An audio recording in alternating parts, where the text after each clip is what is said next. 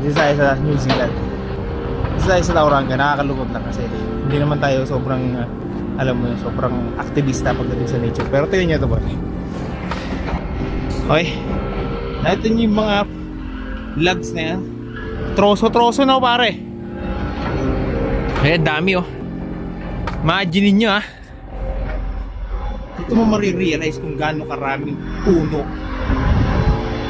ang naputol pare. Eh wala eh, talagang ganun eh. Yeah. Hindi na tayo nagpapaka-inosente pare, pero yan, magbalik na lang tayo sa mga hinaharap nating sitwasyon.